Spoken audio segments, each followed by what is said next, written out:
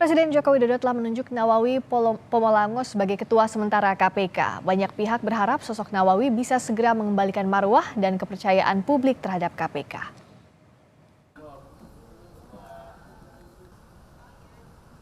Presiden Joko Widodo telah memberhentikan sementara Firly Bahuri dari jabatan Ketua KPK. Presiden menunjuk Nawawi Pomolango sebagai Ketua Sementara KPK. Wakil Ketua KPK Nurul Gufron menyatakan seluruh pimpinan dan insan KPK mendukung penunjukan Nawawi sebagai Ketua Sementara KPK. Nurul Gufron berharap Nawawi bisa mengembalikan marwah KPK sebagai lembaga anti rasuah. Kami pribadi sebagai bagian dari pimpinan dan juga segenap insan KPK menyambut baik dan mendukung penuh pengangkatan sementara Bapak Nawawi Pomolango sebagai pimpinan KPK.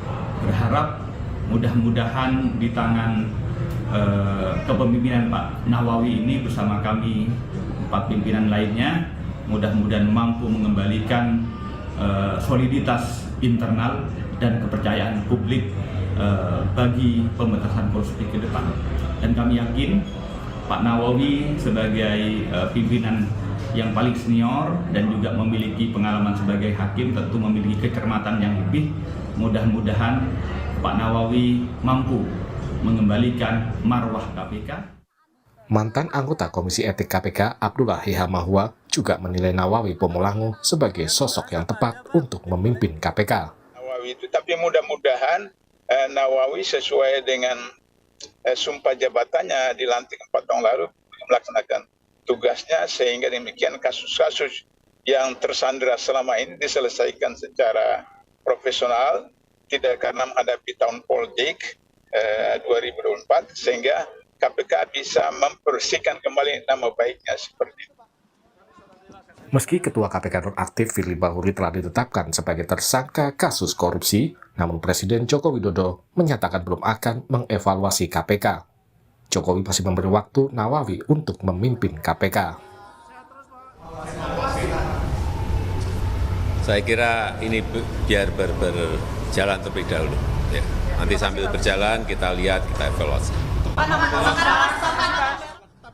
Terkait kasus Firly Bahuri, Polda Metro Jaya pekan depan akan memeriksa 4 pimpinan KPK. Mulai tanggal 27 November 2023, Senin besok, seluruh rangkaian tindak lanjut kegiatan penyidikan terkait dengan pemintaan keterangan baik terhadap para saksi maupun para ahli sudah mulai dilakukan sampai dengan 1 minggu ke depan. Dalam agenda pemeriksaan minggu depan terkait dengan pemeriksaan terhadap para pimpinan KPK hari. Sementara itu, Wakil Ketua KPK periode 2007-2011 Muhammad Yasin menyatakan tidak menutup kemungkinan ada keterlibatan pimpinan KPK lain dalam kasus Firly Bahuri. Menurut Yasin, pimpinan KPK seharusnya memberikan peringatan jika ada pimpinan KPK lain yang akan bertemu dengan pihak yang diduga bermasalah secara hukum. Kalau tidak menutup kemungkinan ada keterlibatan pimpinan lain di KPK, apakah pertemuan antara Firly Bahuri dan Syahrul Yassin Limpo ini bisa jadi diketahui juga oleh pimpinan KPK yang lain? Iya, memang dugaannya seperti itu. Biasanya apabila seseorang pimpinan, ini kan kolektif kolegial, ini kan 5 orang. Sehingga apabila ada kecenderungan misalnya pimpinan lain itu masuk ke dalam wilayah yang melanggar hukum atau melanggar kode etik dulu, itu yang lain tuh memperingatkan. Nah ini kan tidak ada satupun yang memperingatkan. Selain akan memeriksa pimpinan KPK, Polda Metro Jaya juga akan memeriksa lagi Firly Bahuri pekan depan. Tim Liputan, Kompas TV. Ditunjuk sebagai Ketua Sementara KPK, Nawawi punya tugas berat untuk memulihkan citra dan kepercayaan publik terhadap KPK. Apa yang harus dilakukan Nawawi dalam mengembalikan marwah KPK? Kita bahas bersama Ketua IM 57 Plus Institut M. Praswat Nugraha. Selamat malam Mas Praswat. Selamat malam Mbak Priska. Ini situasinya sulit kalau kita lihat KPK ada kepercayaan publik yang tergerus. Apa yang harus dilakukan Nawawi Pomolango untuk mengembalikan marwah KPK dalam jabatannya sebagai Ketua Sementara? Yang pasti pertama Pak Nawawi harus melakukan konsolidasi ya di level, terutama di level penindakan.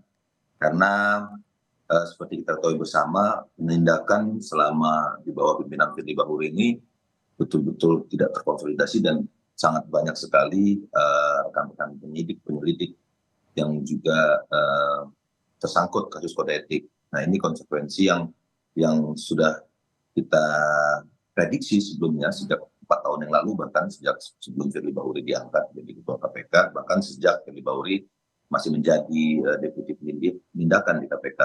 Nah, kondisi ini harus segera istilahnya mungkin di rebound ya sama Pak Nawawi, karena mau tidak mau KPK harus terus berjalan dan KPK harus move on dari situasi polemik terjeratnya pimpinan KPK dalam kasus korupsi ini. Di satu sisi juga Pak Nawawi harus sampai turun level detail ke lapangan ke masing-masing satgas, disisir satu-satu, terutama soal laporan-laporan kode etik, dicurigainya ada praktek-praktek serupa, pemerasan dan penyuapan di level penyidik, ini harus disisir satu-satu, Mbak. Itu Mbak Friska. Sejauh ini sampai adanya kasus Firly Bahuri, apa yang menyebabkan terseret begitu jauh KPK di kondisi saat ini? Iya, kalau kemudian apa yang menyebabkan terseret jauh, ya pastinya kita harus kilas balik ke pada saat pansel dibentuk 2019. Memang saat itu kan koalisi masyarakat sipil, teman-teman wadah pegawai KPK, bahkan pimpinan KPK sendiri memberikan rekam jejak yang jelas. Siapa-siapa saja yang bermasalah secara integritas itu sudah disampaikan secara gamblang kepada pansel dan kepada Presiden Jokowi. Namun hari ini kita tahu bersama saat 2019 semua masukan dari kita dan semua data rekam jejak yang ada di KPK yang saat itu kita laporkan ke pansel dan ke Pak Jokowi tidak diindahkan. Maka hari ini terjadi. Ini adalah buah yang kita petik dari 4 tahun yang lalu. Itu Mbak. Nah, kalau Pak Jokowi bilang kemarin saat ditanya apakah perlu evaluasi, biarkan ini berjalan dulu, proses hukum berjalan, baru nanti apa evaluasinya. Nah, sebenarnya kalau dari sisi Mas Praswat, apa yang perlu dievaluasi? Dari mana mulai dievaluasinya? Yang pasti mungkin yang paling pertama kali penegakan kode etik, Mbak, ya, dari sisi Dewas.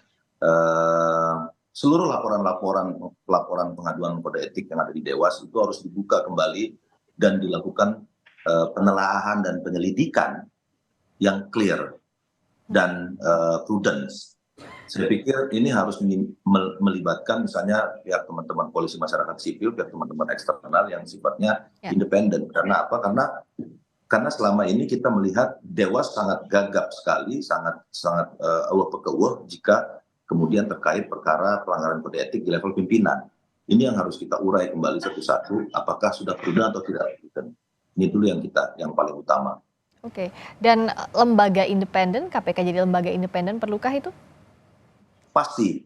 Makanya kemarin juga statement pertama saya pada saat Firly Bahuri ditetapkan tersangka di tanggal 22-23 pagi kita kumpul dan 23 siang kita datang ke KPK untuk melakukan syukuran bareng-bareng sama teman-teman koalisi masyarakat sipil dan mantan pimpinan KPK. Itu yang pertama kali saya sampaikan bahwa ada satu hal yang bisa dilakukan oleh Presiden Jokowi untuk menyelamatkan KPK di sisa-sisa masa jabatan terakhirnya, yaitu mengembalikan independensi KPK dan merubah Undang-Undang 19 2019 yang memasukkan KPK ke dalam ranah eksekutif.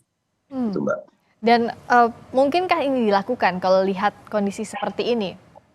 Sangat mungkin sekali karena apa? Karena konsekuensi dari masuknya KPK ke dalam ranah eksekutif, lalu dia kemudian berkoordinasi, lalu dia kemudian masuk ke dalam eksekutif, akan sangat sulit sekali KPK untuk mengawasi eksekutif jika dia adalah bagian dari eksekutif itu. Informasi terbaru yang saya dapatkan dari Istana bahwa besok direncanakan akan ada pengucapan sumpah janji dari Nawawi Pomolango sebagai Ketua Sementara KPK di hadapan Presiden Jokowi. Momentum ini karena belum ada evaluasi kemarin yang seperti yang saya sampaikan tadi, apa yang bisa didorong setelah pengucapan sumpah ini, dan Pak Nawawi juga tadi bilang bahwa akan konsolidasi esok hari. Ya, menurut saya fokus Pak Nawawi Pomolango sebagai ketua tentu saja kembali lagi Mbak itu concern di dalam proses penegakan kode etik dan pengawasan terhadap penyidik dan penyelidik terkait dengan perkara. Karena apa? Karena pimpinan KPK hari ini tersangkut penanganan perkara yang diduga oleh Polda Metro Jaya ada korupsi di dalam korupsi. Nah ini dulu yang paling pertama harus disembuhkan, Mbak. Di konsentrasi fokusnya Pak Nawawi harus menyembuhkan itu di sisa-sisa jabatan terakhir ini. Lalu kemudian kalau soal penindakan, penangkapan, operasi tangkap tangan, penyelidikan, proses penuntutan dan lain-lain, sebenarnya KPK sudah memiliki sistem yang ajak ya, sistem yang sudah punya SOP yang kuat dan juga orang-orangnya juga sudah, KPK juga umurnya sudah cukup lumayan dewasa, sudah 17-18 tahun sekarang. Jadi menurut saya itu tidak menjadi concern yang pas kinerja teman-teman penyelidik dan penyidik di lapangan itu sudah betul-betul terlatih dan sudah mumpuni lah. Tapi pengawasan terhadap penanganan perkara yang prudent, yang tidak ada korupsinya di dalam penanganan korupsi, ini yang jadi concern kita bersama, dan ini yang harus menjadi konsentrasi penuh dari PLT Ketua KPK yang baru, Nawawi Pamulangan. Tapi perlukah atau wajarkah jika masyarakat bertanya, kalau ada kasus-kasus misalnya yang ditangani KPK beberapa waktu terakhir di bawah kepemimpinan Firly Bahuri, patutkah itu dipertanyakan? Itu konsekuensi logis dari hari ini bahwa kasusnya Syahrul Yassin Limpo ini kan adalah puncak gunung es saja, Mbak.